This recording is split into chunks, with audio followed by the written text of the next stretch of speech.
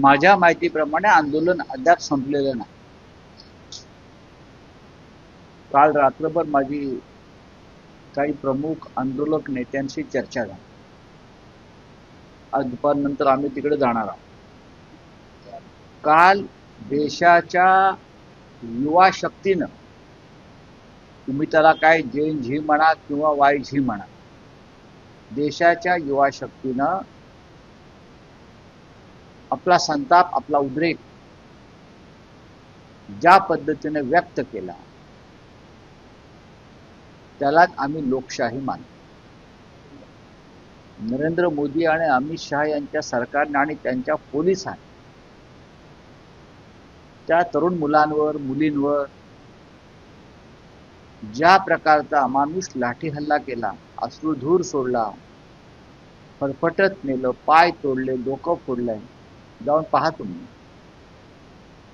आम्हाला जालियनवाला बाग हत्याकांडाची आठवण झाली. जालियनवाला बागेत जनरल डायरनं गोळ्या घातल्या. इथे भाजपच्या जनरल कायरने लाठीमार केला, अश्रुधूर सोडला, लहान लहान मुलींचा आक्रोश पाहिला.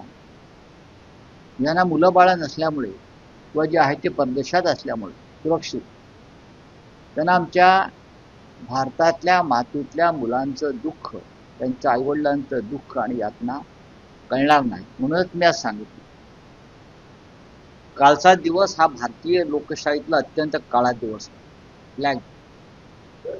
हा 20 जुलै हा दिवस यापुढे डरपोक दिवस म्हणून साजरा करा. मला असं वाटतं, नाही, मी डरपोक हा पोलिसांनी ज्या प्रकारचा अत्याचार केला, हल्ला केला, ज्या पद्धतीने लहान मुलांना मारलं, हा डरपोकपण आहे ना. सरकार लहान मुलांना, विद्यार्थ्यांना घाबरलंय आणि हुकुमशाहीप्रमाणे ते आंदोलन चिरडून टाकण्याचा प्रयत्न करत आहे. काल ग्राउंडवरती आम्ही सगळे होतो खूप. काल आम्ही ताबडतोब वांगचुकना भेटायला गेलो. त्यांच्या प्रकृतीची चौकशी जाऊन आम्ही केली सफदरजंगला, त्यांच्याशी संवाद साधला. त्यानंतर आम्ही परत तिकडे काही आंदोलकांना भेटलो. संध्याकाळी मी स्वतः जंतर मंतरला गेलो होतो काल. आता परत आम्ही जाणार आहोत. बघा, खासदार असतील किंवा नसतील त्याहीपेक्षा कार्यकर्ते, विरोधी पक्षांना हे आंदोलन ताब्यात घ्यायला पाहिजे. आम्ही आजच्या बैठकीत हा मुद्दा मांडणार आहोत. आम्ही स्वतः मुंबईमध्ये फार मोठं आंदोलन केलं, अजूनही करत आहोत, यापुढेही करत राहू. जिथे जिथे संधी मिळेल तिथे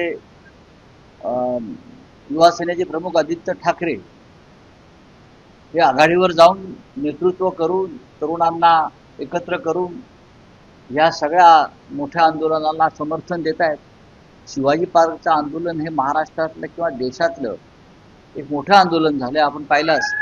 आणि यापुढे सुद्धा हे आंदोलनं सुरूच राहतील. आम्ही इतकंच सांगतो आहोत की देश पातळीवरती आता हे आंदोलन घेऊन जावं लागेल. हे आमच्या जखमेवर मीठ चोळतायत.